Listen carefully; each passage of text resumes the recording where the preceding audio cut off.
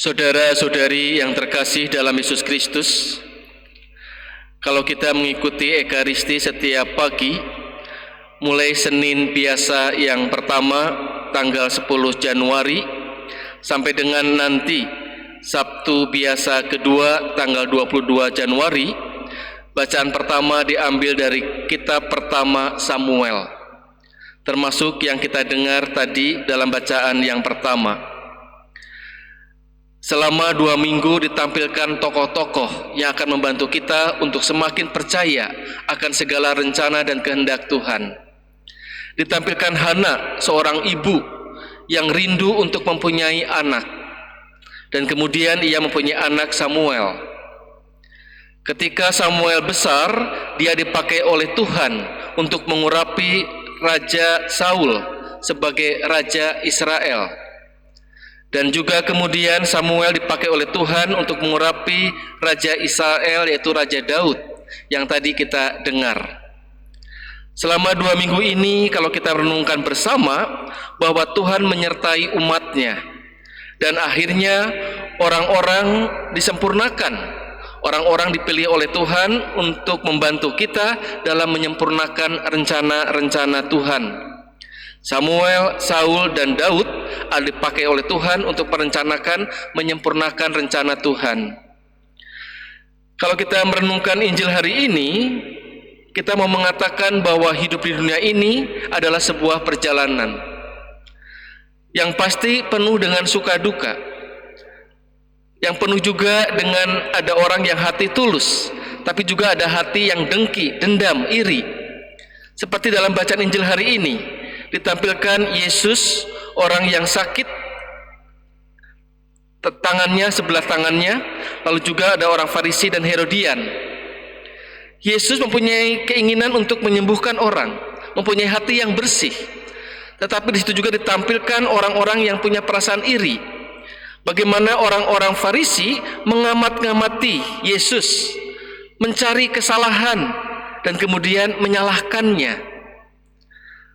Bisa jadi tipe-tipe ini menyalahkan itu bagian dari kehidupan kita. Kita mudah menyalahkan. Dan mereka lakukan pada hari Sabat. Kita tahu hari Sabat adalah hari kudus, hari untuk orang berbuat baik, hari untuk orang dekat dengan Tuhan, mengagungkan Tuhan pada hari Sabat. Justru orang-orang Farisi pada hari itu justru mengamat-ngamati Yesus untuk menyalahkan Yesus. Itulah pengalaman real yang kita temui di dunia ini. Ada pengalaman-pengalaman yang menjengkelkan, membuat Yesus juga marah di dalam bacaan Injil hari ini.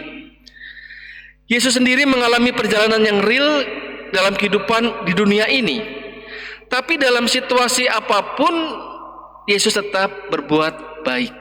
Itu yang harus kita masukkan dalam hati kita. Dalam situasi yang paling menjengkelkan pun, Yesus tetap berbuat baik. Dia tidak mau mengotori hidupnya, dia tidak mau mengotori dirinya untuk hal-hal seperti itu. Kalau kita renungkan hari ini tanggal 19 Januari, kita baru masuk ke tahun 2022, 19 Januari. Di sini ada pengalaman-pengalaman real yang kita jalankan.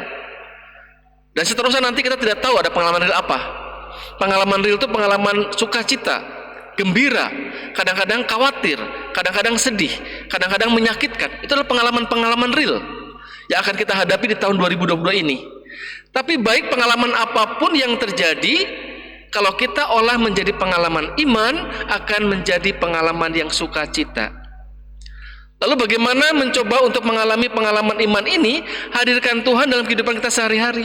Ketika ada pengalaman-pengalaman real yang menjengkelkan, menyakitkan, kita mengolahnya bersama dengan Tuhan, dan pasti kemudian akan menjadi pengalaman iman yang penuh dengan sukacita.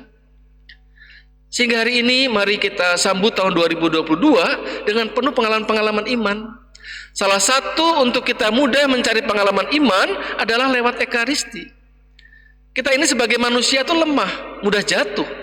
Tapi kita minta kekuatan lewat Ekaristi, lewat tubuh Kristus yang kita santap untuk menguatkan kita agar pengalaman-pengalaman real yang nyata ini menjadi pengalaman iman yang penuh dengan sukacita.